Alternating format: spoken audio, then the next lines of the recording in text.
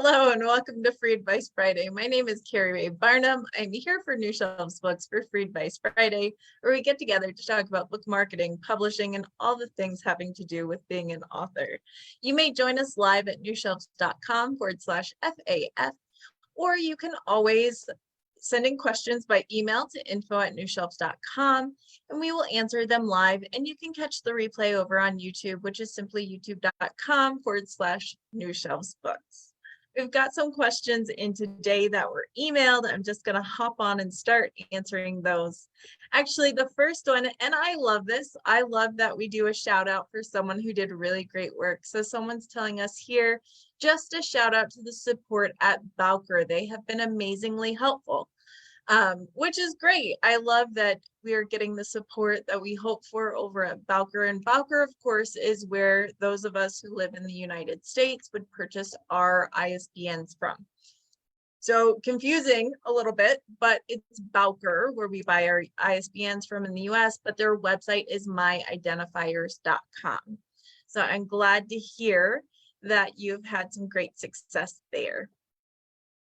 A question that came in by email was, when I first published my books, I published them to KDP. I got my own ISBNs from Bowker. I published them to KDP, and I checked that little expanded distribution box.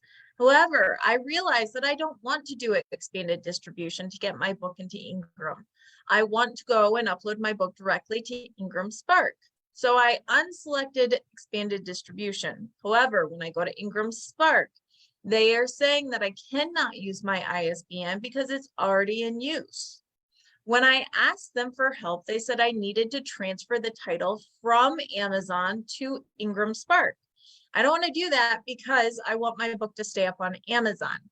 So I think they gave you really good advice, but there may have been some confusion there. You do indeed want to transfer your title from Amazon or KDP to IngramSpark, but not take it off Amazon. You can still keep your book up on KDP. What you need to do is that, well, and I guess the wording was confusing. You don't really want to transfer it from Amazon to IngramSpark. What you want to do is you want to transfer the title from Amazon or KDP's IngramSpark account to your own account. So essentially what happens with expanded distribution is you gave permission for Amazon or KDP to upload your book to IngramSpark, and that's what they did. Now, that's why the ISBN is coming up as already in use, because that ISBN's already been used in their system. So then what you need to do is not to take it off of KDP. You simply need to put in the paperwork saying, this is my book, it's my ISBN, and I would like to transfer the title from KDP's account to my account at IngramSpark. So I'm going to drop in the chat.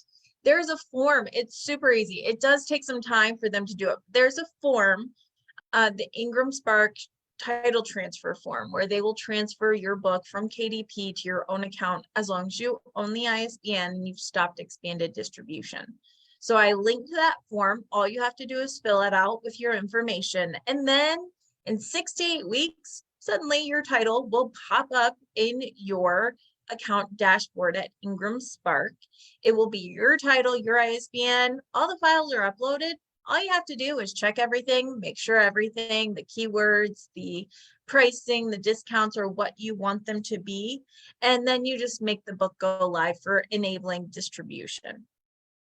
So I understand there was some confusion, but it's actually what you do need to do. You need to do a transfer. Hopefully we cleared up some of the language.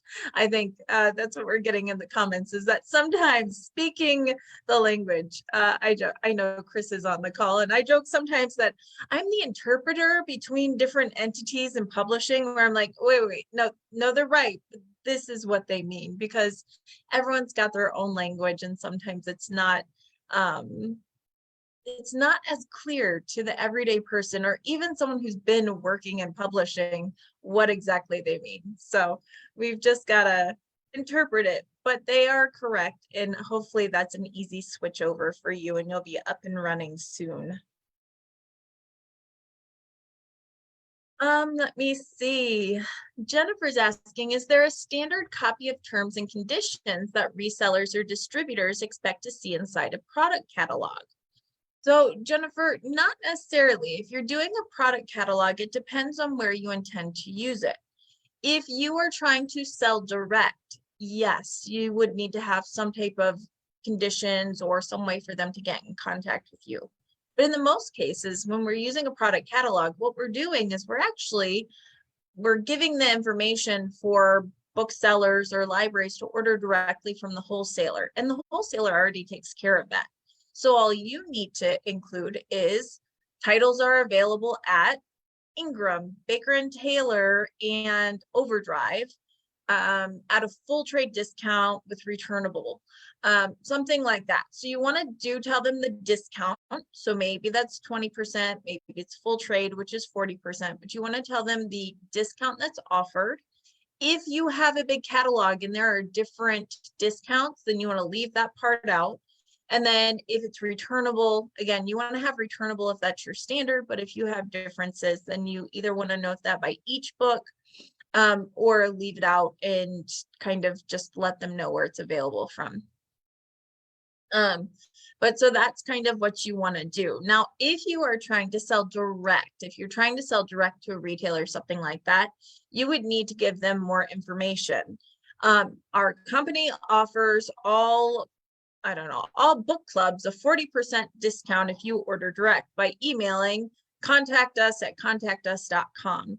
So you don't need to go into heavy details though. The catalog is simply meant to be a source of information where they can find your ISBN, get the general basics of your book, and then they know who to contact for ordering, or they know the information so they can look it up on the wholesaler websites and catalogs. So not too much required there as far as legalese. Usually I recommend give the information that makes the most sense, but try not to the less that you put in there, the less you have to change if things change.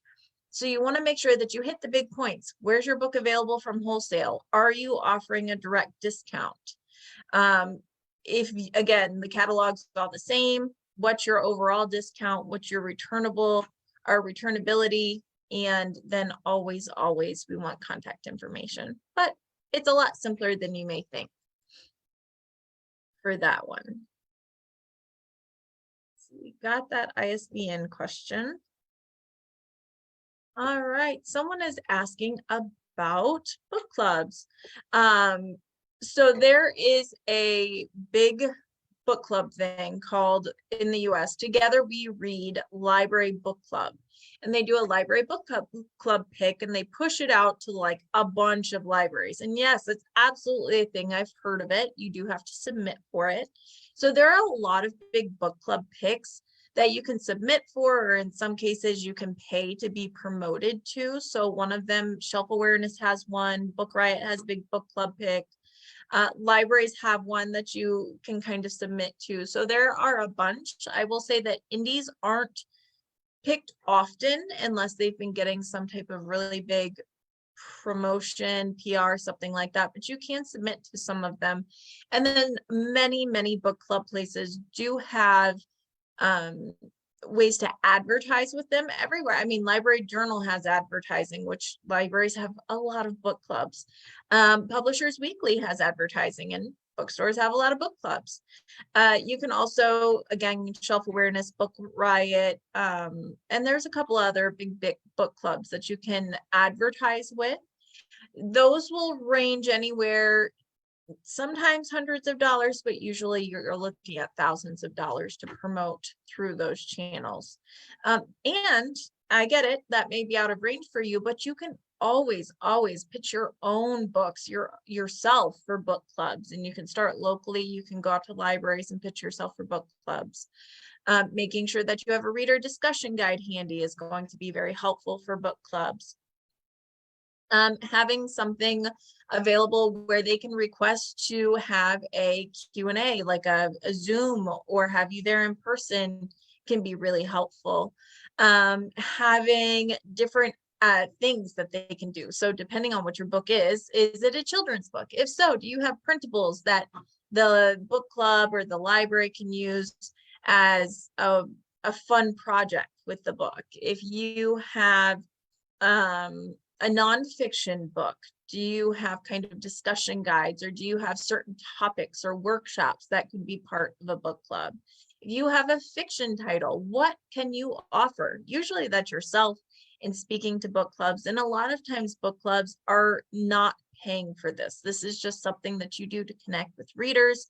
Again, many of them are doing Zoom and different things like that, or they'll set you up and either everyone's on Zoom or you're on Zoom and they're at the library or whatever it may be, and doing Q&A that way. Having kind of information on each of your books. I saw something recently where someone said that they did a little kind of, not a book trailer. I mean, in a way, they had book trailer elements, but they did a video on each of their books where it was just them talking about their book and the process of writing it and what they hope readers get out of it. And they did that for each of their books. So for book clubs who didn't necessarily want to get in touch with the author, they could just use those videos as the beginning part of their book club and then go into open discussion or use their book club Q&A and use it that way. So I thought that was a really great idea, super interesting. Let me see. Hopefully that answers that one. But yes, there are quite a few book club opportunities. It's becoming more of a thing too for like book club in a box, where people either are just being emailed, either mailed out a box that is like curated, and once a month they get a book or something like that on a theme, and then they're part of this like big virtual book club party. Or even there are some book club boxes where it is book club sign up for it and they pay for it, and each month or every other month they get a box with 6 copies of a book and discussion guide and swag and different sorts of things like that, and then it's mailed to one person who hosts the book club. So those are becoming more popular as well, and they do have submission and advertising opportunities there as well. Let's see. I am working on a second edition of my book. This time I would like to include that my book was downloaded from a higher intelligence. Can I add this after author name, or will this be considered a different author? So you can add it on your book cover on, if I understand correctly, you want to have your name, and then below that you want to have channeled wisdom from the Ascended Masters. So you can absolutely do that on the book cover, but when you're uploading the book for metadata, you need to keep the same exact author name as you had before. So you can have it on the book cover and have it part of the book cover design. You can even have it inside, but when you're entering the metadata on KDP, when you're entering the author information on IngramSpark, you need to have your name exactly as it was on the first edition if you want all of your reviews to transfer on Amazon. If you want your books to sync up, it's got to have the same exact title and the same exact author name so that it can link up in the metadata. So you would not be able to put channeled wisdom from the Ascended Masters as part of your author name. I think that's what you meant, but if not, please let me know. I'm happy to clarify if that was confusing at all. But yes, if you're doing a second edition of your book, you want your reviews to transfer on Amazon, you need the same exact author name and the same exact title. Let's see. I think, was that all? That was not all of the emails. There we go. I made a book trailer and book brush for my latest release. Where should it go on my author website? Should it be there? Absolutely. So if you've got a book trailer, there are a couple ways where you can use that book trailer. The book trailer can no longer, unfortunately, go on Author Central, because Author Central, at least in the US, excuse me, has changed in recent times, so that's no longer available. What you can do is once your book is published, you, or you can get a friend or someone like that, can go through a personal account and upload your book as a video on the actual Amazon page. You can upload a video. So when you go to Amazon and you go to your book page, there is a spot where people can upload videos about a product, and you can do that for your own book, and it'll show up at the bottom, like near the reviews. And let me see. I'll see if I can show you this. I'll share my screen. I know you can't see it. Hang on. Oh man, give me 1 second here. Typically, I have way too many screens open.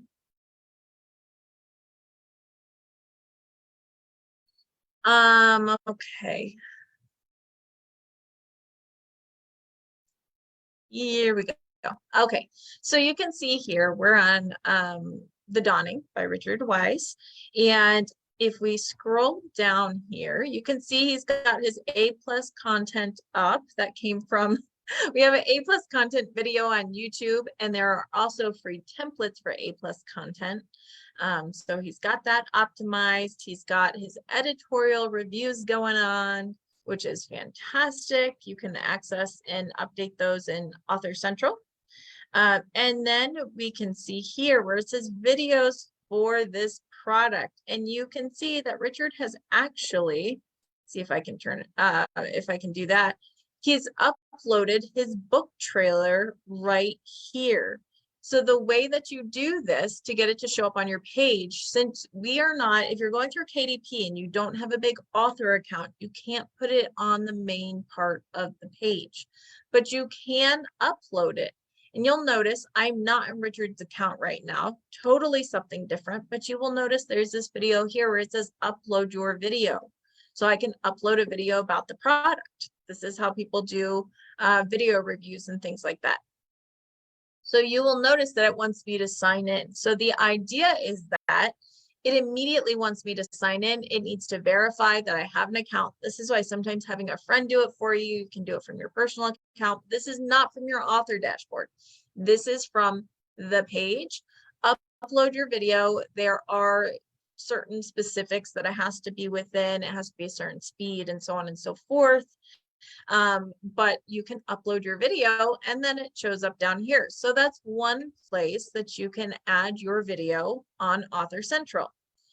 You can also add your video on Goodreads. So, and there is a video on the New Shelves YouTube channel. If you go to,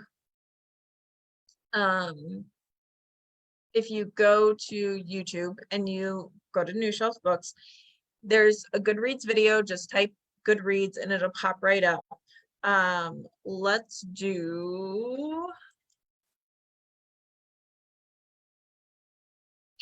trying to think of my clients I know we've done this for. All right, so you can also put it up and it shows up right here. So when we go to the author profile on Goodreads, it will actually show up right here. You can see it on the left-hand side under videos.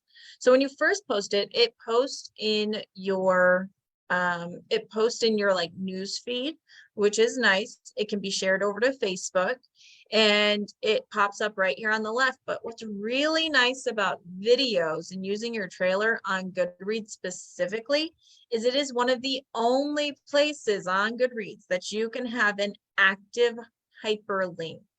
Take advantage of this. If you want to point it to something specific, hey, maybe you want book clubs, and so you're going to point to a book club link, or you've got a sales page, or you want to just direct them to your website, whatever it is. Take advantage of the fact that you can hyperlink to books directly in Goodreads. So you can have them there, and that's one way to do it. So we've done Amazon, Goodreads, and we were talking about websites. So you can absolutely put it on your website. So one place that you can do it is in your blog. When you're doing different blogs and things like that, you can add them in here. So like this is your blog. You can put it in here, and then you can have your book trailer either embedded right in here, or you can have it something like this where it's just clicking through. Most of these things, by the way, require that the book trailer is put up onto YouTube in order to, it has to go onto YouTube. You'll notice that most of them have this little thing in here. This is YouTube. Same thing for Goodreads. It's got to go on YouTube first. So you want to make sure you have a branded YouTube, and then you're embedding the YouTube link in your website in Goodreads and different things like that. So there are different ways to be doing that. In some cases, you'll do it on your books page. I certainly see that a lot. Let me see. I know that Elizabeth, I believe, has her book trailers on her front page. So Elizabeth has her children's books here, and then she's got her book trailers right on the first page. So you can do them as promo pieces in the first page. You may want to do it on, if you have a website that has a books tab, in each, you've got a books tab, and then there's a page for each book. You may want to put it on that page. There are multiple places that you can put them and use them. And all of that, in addition to uploading them and using them on social media, using them for ads on social media. I have one client whose best performing ads have been the book trailer on Facebook linking to Amazon. I have other clients who we've had book trailers and tried to run ads with them and they flopped. But for this guy, it worked. So I think it's one of those places you want to try it out and see if that is your audience and if that's going to kind of get it in. And just different ways to use it like that. So hopefully that gives you some inspiration there for how you can use your book trailer on your website, in your author profiles. There's quite a few places like that you can put them in. And I think it's a great way to kind of put your book into life and into action. Video is very hot. We've talked about that. We know that video is hot. Now, I will say that if you put up a curated book trailer on somewhere like TikTok, you might be surprised by how few people actually will watch that video. And part of that is because on TikTok and things like that, we are expecting short, face-to-face, people-y interaction, or we're getting straight to the point. And a book trailer is almost so curated that it looks wrong on TikTok. It looks like a commercial. It doesn't look like a video that you want to kind of scroll past.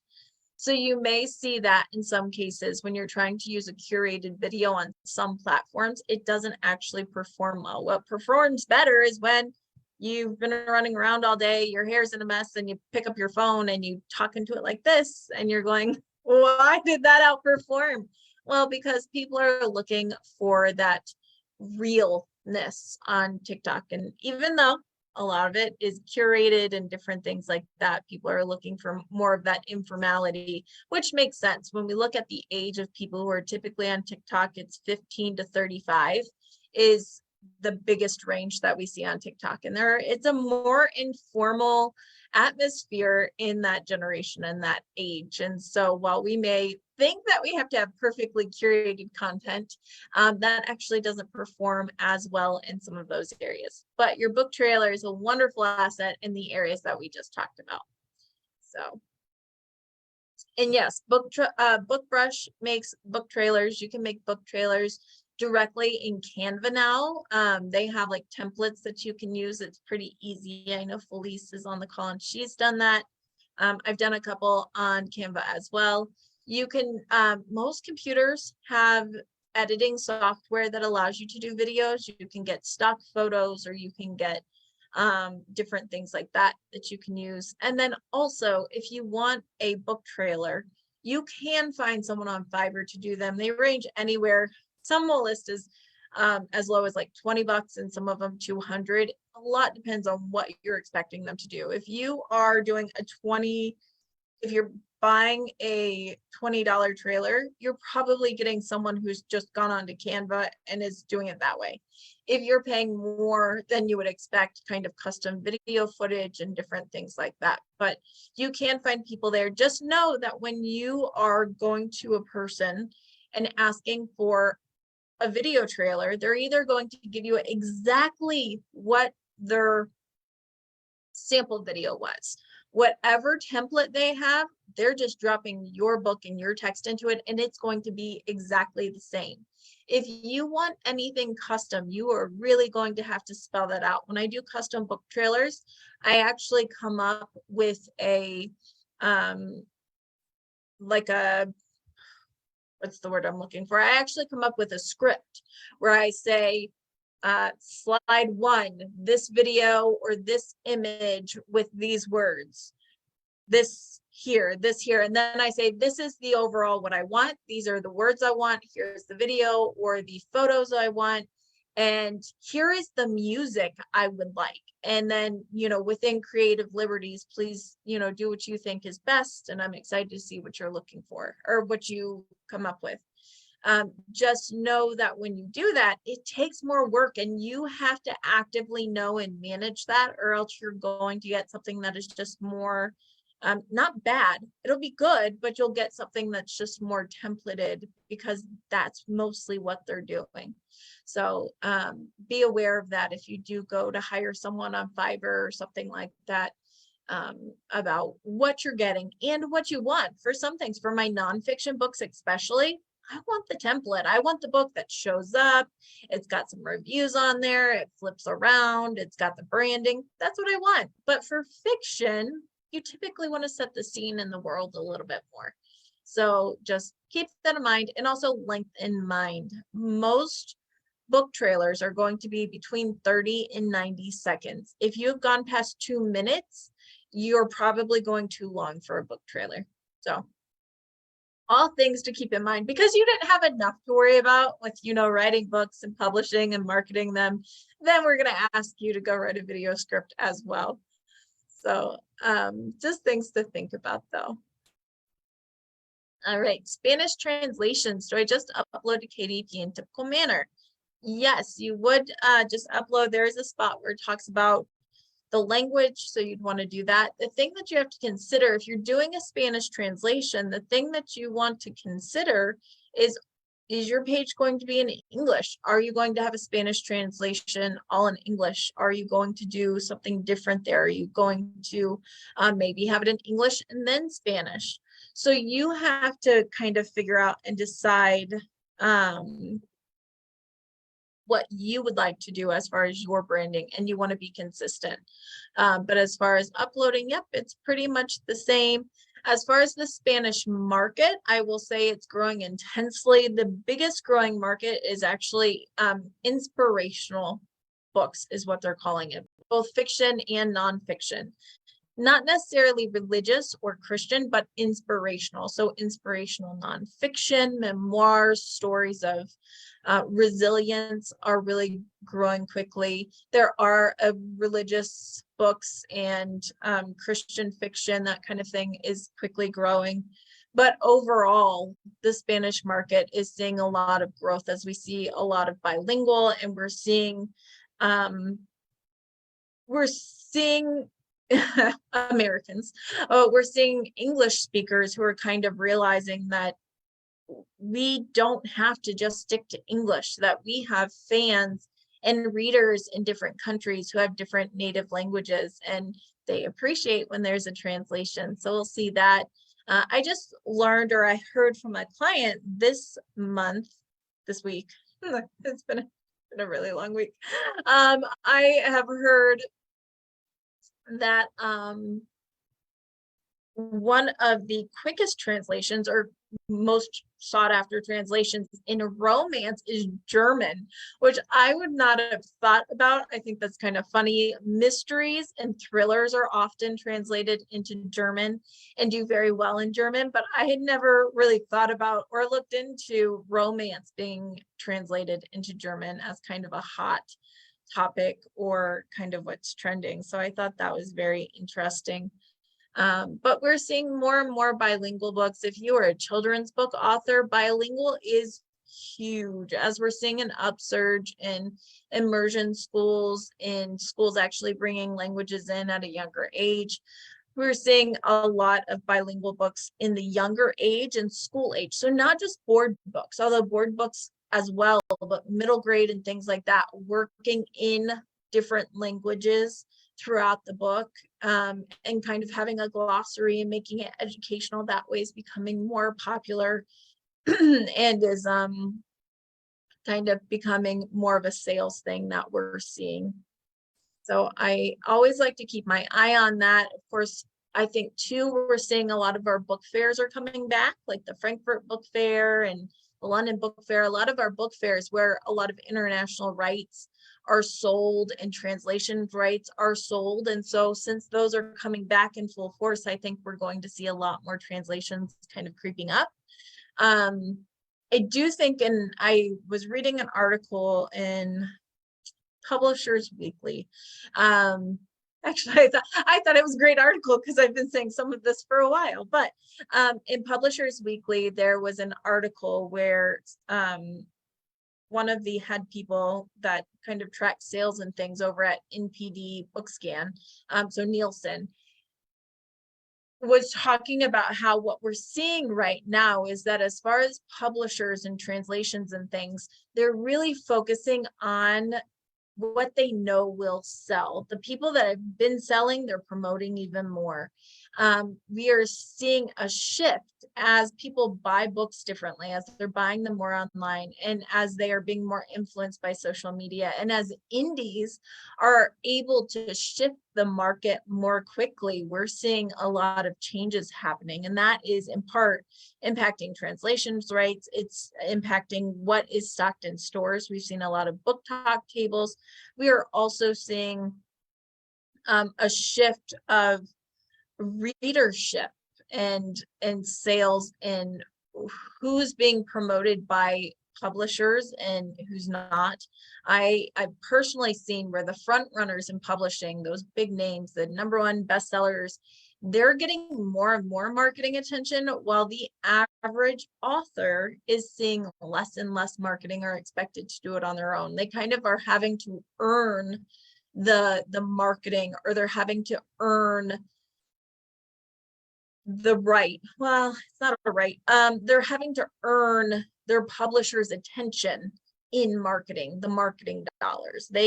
The publisher wants to see what they've been doing and what their sales are like before they put too much marketing effort or dollars into it. I mean, typically, depending on the publisher, and we're talking trade publishers, they typically will have a 30 to 90 day kind of PR marketing push. And if the book is not showing enough sales or is not earning out within that period, what they do is they stop I mean, not completely, but they stop spending money on that book. They're like, all right, next, this one's not our golden egg.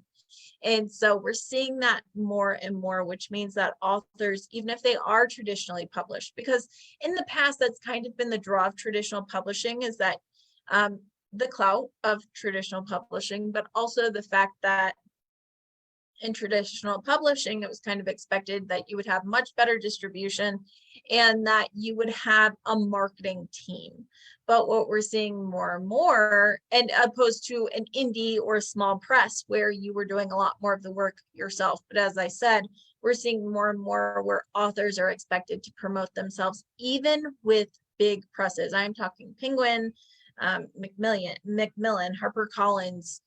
We're talking big publishers, and more, if you're not a front selling and a front list author, you're expected to do more and more of your own marketing and get face to face with your authors or with your readers. And so I always like to follow that kind of thing, because I think what was once a really big draw for traditional publishing, a lot of indies are saying, well, if I'm going to do it all myself, then why don't I just do it all myself and kind of be able to control more?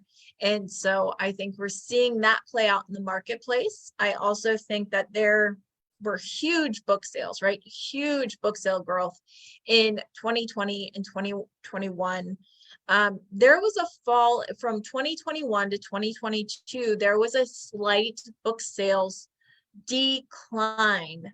However, 2022 was still way higher than years before 2020. So the growth, essentially what happened, look, I'm going to try to diagram for all of you. We had 2020 and we had book sales growth. And then we had 2021, which went even higher. And then we had 2022, which started to come down. That's normal. Like barely ever does something just go up and never come back down. So 2022 came back down, but not as much as it was prior to 2020. We're still seeing book sales up overall.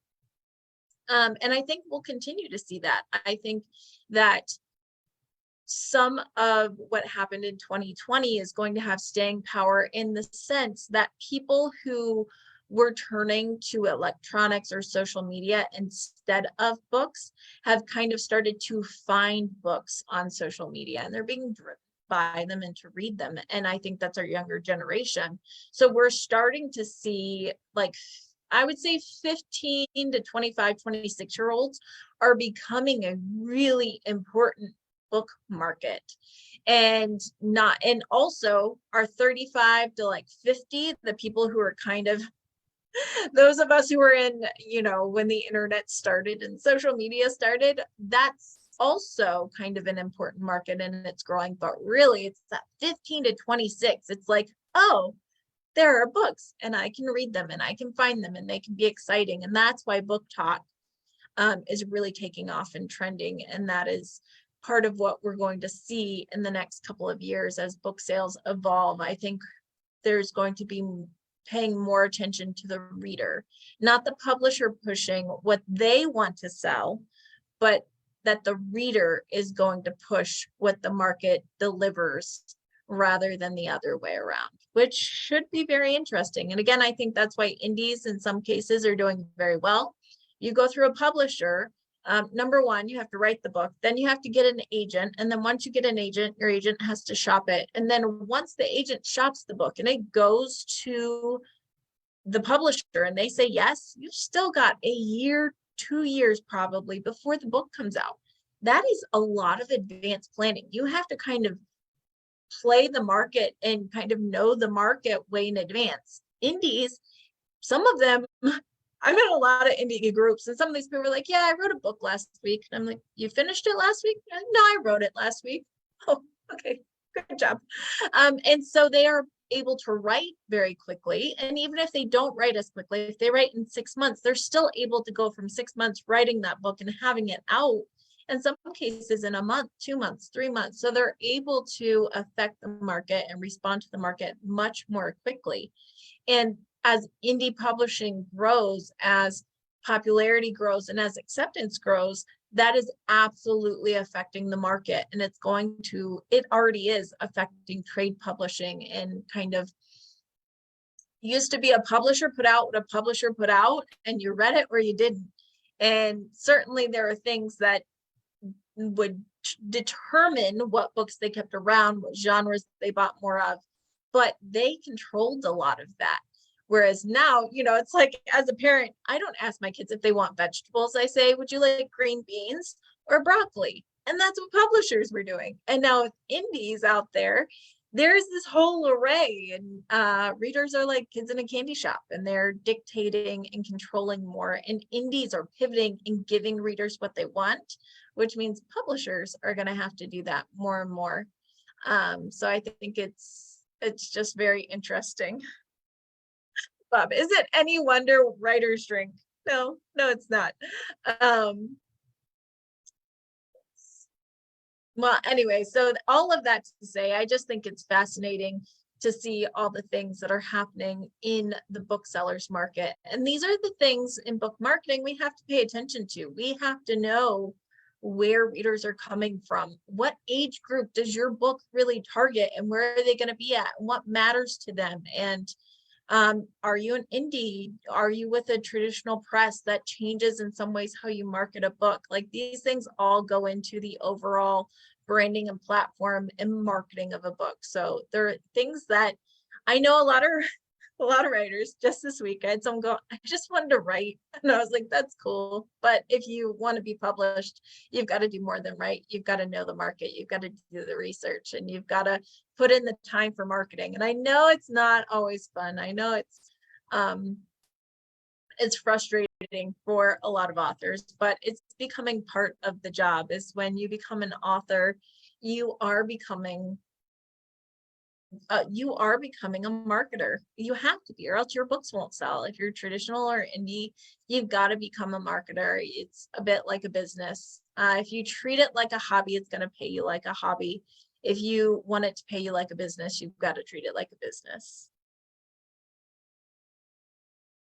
Let's see, is there a book coach who can help me bring out a topical book within 3 months? I'm writing it quickly, plan to finish by end of March. Well, that depends. A book coach, well, do you mean a writing coach or someone who can help you publish? So a writing coach is actually going to help you refine that book. If you're looking for tips on how to publish, if you're looking to indie publish, that's something New Shelves does. You can always email me and we can set up a call. But it depends on exactly what you need help with. Do you need help marketing and launching? Do you need help with getting editors and cover designers? There's things along the way there. Yeah, so it just depends on marketing and launching. Absolutely. You can get in contact with New Shelves. You can reach us at info@newshelves.com. We also have a form on our website. It says work with us and you tell us about your book and we get in contact. Actually, Catherine will. She's really great about that. Let's see. Do you know of places, people, or programs that translate your book at a reasonable cost? Yeah, so Teresa, we have talked about this in previous episodes where we kind of talk about different places. Some people have found people on Fiverr or I want to say it's Babbel Translate, something like that. So there are places. I think overall the consensus has been, though, is that when you get anything translated, if you go with a translation service, and there are many of them, go into your writers groups and ask for recommendations, because some of them aren't even necessarily big companies. They are just people. The thing is that once it's translated, you then need a different native speaker of that language to read through the book and kind of proof it and make sure that it still delivers what you wrote. So it's a two-pronged piece, and there are different things, but I saw someone who tried to use like Google Translate for this and it was terrible. You are going to have to invest some money into it. And yes, there are some programs that are with AI are certainly becoming better, but just as we don't speak like a computer does, neither do other people in other languages. So I think that if you're going to use something like that, you still are going to have to pay a human, a person to read through and again proof, and they will want to be paid for their time and their skill, and that's something to consider. So Jennifer's saying rev.com is pretty decent. I've used rev.com for transcription, but never translation. But again, the most important part is once you get it done, have a different a different native language speaker read that and proof it for you. So that you know that it's all set. Oh, look at that. Caroline can also help. How much you saying? Am I saying that not to query, it's not worth a struggle? No, I'm not saying that. I have always said that your route to publishing, your career as an author really is dependent on your goals. Do you want a publisher to take care of the details as far as getting the book edited and proofed and creating that cover? Do you want to have someone handling a lot of that? And are you willing to give up the control for that? Is that distribution or the potential success or the potential of having a marketing team behind you? And even if as a traditionally published author, you are expected to do a lot of your own marketing. I will say there is typically a marketing team, or at the very least a PR team, a PR person who oversees and kind of gives you some assets and some help along the way. So you do have some support from a traditional publisher typically. It's just less and less. You're still expecting, it's like, here's the outline. We're going to do this, this, and this. The other 15 things are up to you. Or, this is our standard. This is what we're going to do for you. If you want to do anything else, have at it. So a lot of authors are hiring people like me, like New Shelves, for additional marketing, PR support, and different things like that, because otherwise they and their books are not getting quite as much help and notoriety, and they're not getting what they kind of had wanted. So we're just seeing that. So am I saying it's not worth it? No, I'm just saying that the industry used to really look down on indies, and now I think that indies not only are in some ways driving the market, but they also are proving that if you want to treat it like a business, if you want to have your hand in the aspects, and you are going to take charge of that, and you're willing to spend the time and the money to make sure you have a great cover and editing and so on and so forth, that indie publishing is a real legitimate option. For some people, it's not what they want, and they still want traditional, and I think that's great. But for some people, indie is the way to go. And for you, you have to know what matters to you, what your own goals are, and what you want out of it. So as always, your goals are going to determine your pathway. And sometimes people say, well, I'd really like to try for a traditional publishing deal, so I'm going to query an agent, but when do I stop? And that's when I say, all right, well, if you want this, how much does it matter to you? Like, are you willing to go indie? Just different things like that. I think it just depends on if you're willing to do the work, how much it matters to you. Some people have said, I'm going to query until I die. And if I never get a publishing deal, then I'm never going to publish. And then I have some people who are like, well, I really want to get this book out there, so I'm going to query for 6 months. And if I don't get any bites from an agent by then I will go self-publish. There's no wrong to it. It's not wrong or right. It's what are your goals and how do you get there in the best fashion, the best way possible. Let me see. Our book, Breath is Life, was published in Madrid, Spain for the European market. The Spanish in South America is slightly different. Do you have suggestions for approaching Spanish publishers in South America?